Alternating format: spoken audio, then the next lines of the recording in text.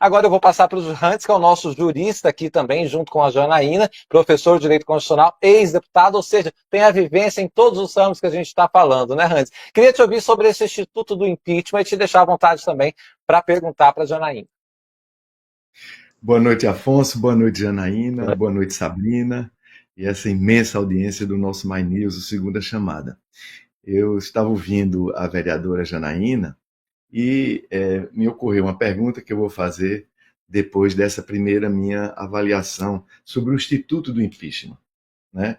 Ele está lá tratado no artigo 85, nos artigos 85 e 86 da Constituição Federal. Então, existe a tipificação de quais são as ações que podem ser consideradas crimes de responsabilidade puníveis com o impeachment do presidente da República. Então, no artigo 85, para a gente dar um toque aqui para a nossa audiência, a definição de crimes de responsabilidade são aqueles atos do presidente da República, passíveis de impeachment, que atentam contra a Constituição Federal, especialmente a existência da União, o livre exercício dos poderes do Ministério Público e dos poderes das unidades da Federação, o exercício dos direitos políticos individuais e sociais, a segurança interna do país, a probidade da administração, a lei orçamentária e o cumprimento das leis e das decisões judiciais. Então, são tipos penais muito abertos, que geram muita polêmica, porque tem um componente também no crime de responsabilidade de uma avaliação política, no caso do presidente da República. E está lá o procedimento, que eu não vou tomar o tempo aqui de vocês todos, o procedimento está definido no artigo 86 da Constituição. Aí essa lei de 1950, a lei 1079, nos artigos 5º a 12, ela detalha o que seria, ela tenta dar mais concretude a esses tipos penais abertos previstos no artigo 85. Então, eu acho que essa discussão agora de impeachment no Congresso Nacional, com o país polarizado que está, já começando as pessoas a pensarem nas eleições de 2026, ela não é necessária. Acho que ela é um desvio dos assuntos que interessam à população. A população está preocupada muito mais em que os poderes constituídos resolvam seus problemas de violência, de insegurança pública, que melhore a educação, que melhore o transporte, que melhore a saúde e por aí vai. Então, essa discussão, existem 16 pedidos de impeachment lá na Câmara dos Deputados que não foram despachados pelo presidente Arthur Lira e estão agora sendo transferidos para o novo presidente da Câmara dos Deputados, o deputado federal Hugo Mota.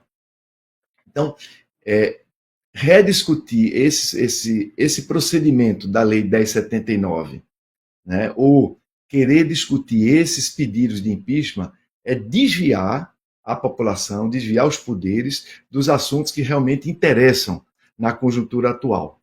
Dito isto, eu queria perguntar à vereadora Janaína Pascoal qual a opinião dela sobre uma vertente muito grande que há na teoria social. Eu penso, por exemplo, num grande cientista político como Vanderlei Guilherme dos Santos, que cunhou o conceito de liberais instrumentais autoritários. Tem uma tese de um atual embaixador brasileiro no Líbano, embaixador Tarcísio Costa, ele fez uma tese de doutorado na Universidade de Cambridge, nós fomos contemporâneos, porque quando ele estava fazendo o doutorado dele na Universidade de Cambridge, eu estava fazendo o meu doutorado na Universidade de Oxford. E nós debatíamos muito as mudanças institucionais que países de desenvolvimento institucional tardio como o Brasil precisavam. E a tese dele, ele mostrava que há uma tradição no liberalismo brasileiro de ser um liberalismo de retórica. Eu diria muito mais, qualquer país democrático precisa ter uma direita democrática, uma esquerda democrática, um centro democrático. O que deveria ser um pressuposto é o compromisso com a democracia, até com a diferença de perspectivas que cada um tem sobre a democracia. Mas é possível, sim, e outros países já mostraram, ter como denominador comum o respeito às instituições democráticas. E a direita brasileira, ela ainda precisa demonstrar que ela, ou pelo menos parte dela, tem este compromisso democrático. Que a história da direita brasileira, já dizia Vanderlei Guilherme dos Santos, né, já quando estuda, por exemplo, o conceito de liberais autoritários instrumentais, gente como Aloysio Azevedo, como Oliveira Viana, que diziam, não, o atraso do Brasil requer, mesmo para os liberais, uma complacência ou alguns momentos de autoritarismo. Então, isso seria uma teorização do que uma boa parte da direita brasileira fez ao longo da história republicana do Brasil. A direita brasileira sempre foi, no mínimo, complacente com as experiências autoritárias, seja dos tenentistas que fizeram a proclamação da República como um golpe de Estado, seja os tenentistas de 22, sejam os militares que estiveram com Vargas na ditadura de 1937 do Estado Novo, depois sempre aquele fogo de Monturo, sempre as Forças Armadas querendo fazer uma ditadura, e sempre houve uma parte do pensamento de direita, gente feita esse Olavo de Carvalho, gente feita Oliveira Viana, sempre houve uma parte do pensamento de direita e das forças políticas de direita complacentes e muitas vezes, como Carlos Lacerda, tramando nos quartéis o atentado contra as instituições democráticas. Essa coisa do bolsonarismo hoje, para muitos analistas, eu estou entre eles, é muito mais uma continuidade de uma veleidade golpista que existe na direita brasileira, uma complacência com a direita brasileira. Dito isto, eu lhe pergunto, você acaba de dizer que se sente uma pessoa de direita, eu queria lhe perguntar, em primeiro lugar, como você vê essa análise dos teóricos que mostram que a direita brasileira foi, no mínimo, nessa história da vida republicana, complacente com os atentados contra a Constituição, contra as instituições democráticas. A direita brasileira, mesmo a parte civil, sempre participou dos governos militares. Como você vê isso? Você, como uma pessoa de direita, faz a autocrítica disso? Segundo lugar, segunda pergunta, você faz a autocrítica de que o processo de impeachment contra a presidente Dilma foi o início dessas veleidades autoritárias e de um governo como o de Bolsonaro, que passou 4 anos atentando contra as instituições e que agora, provavelmente, vai ser objeto de uma denúncia penal pelo Procurador-Geral da República, Paulo Gonet Branco. Então, a minha pergunta é, você se arrepende de ter brandido o instrumento da Constituição do artigo 85, do artigo 86, contra a presidente Dilma Rousseff, no que, para muitos, foi, no mínimo, uma tentativa de golpe institucional, usando os artigos da Constituição, mas uma tentativa de interrupção de um mandato popular, sem que houvesse a caracterização. Você se arrepende de, com a sua iniciativa do impeachment, ter ajudado a deflagrar esse período recente da história do Brasil, que o presidente da República, seus generais e seus ministros passaram 4 anos tentando um golpe de Estado contra as instituições democráticas do país? Você se arrepende? Essa é a minha segunda pergunta.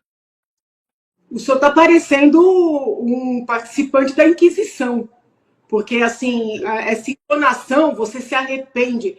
Quantas vezes o senhor falou você se arrepende? Né? Eu acho que o senhor tem que voltar um pouco mais na história, pegar ali os filmes, os livros que tratam da Inquisição, perceber que o senhor, que se considera tão democrático, está bem inquisitorial, né? Se você me permite, eu não vou ficar interrompendo. Um debate como esse é para isso, é para perguntar e ouvir as respostas. Tem sim coisas a fazer, perguntas a fazer. Mal educado, claro. Com a paciência. Agressivo, mal educado. A senhora que está sendo mal educada e agressiva. E inquisidor. O senhor tem que... A senhora está reagindo desse jeito. E onde a senhora chega... Ela deve sofrer essas perguntas. Eu queria... Senhora, minha culpa! Então vamos aguardar. Eu não tenho equilíbrio para fazer um direito tratar uma colega como um inquisidor. Eu estou perguntando se a senhora se arrepende dos seus atos. A sua abordagem foi vergonhosa. O seu desequilíbrio é que é vergonhoso. Eu vou responder. Claro. Responda com a gente como eu disse a sua colega, eu não me arrependo. Porque o dinheiro dos bancos estatais, do BNDES, do Banco do Brasil, esse dinheiro foi utilizado, não foi para projetos sociais, foi para empresários ricos, bilionários, que voltaram. Esse dinheiro que era para o povo foi utilizado contra a lei de responsabilidade fiscal? Pergunta se eu me arrependo. Inquisidor, tem orgulho? Faria tudo de novo. Dobra sua língua para falar comigo. Dobra. Que é isso? A senhora está mostrando é aí isso? a tese de Oliveira Viana, que Sim. a direita O brasileira que é isso? sempre Estou com autoritária. vergonha. O senhor me respeite. Deputada, E aí, eu gostaria de... Ó, professora de Direito Constitucional. O que é deputada, isso?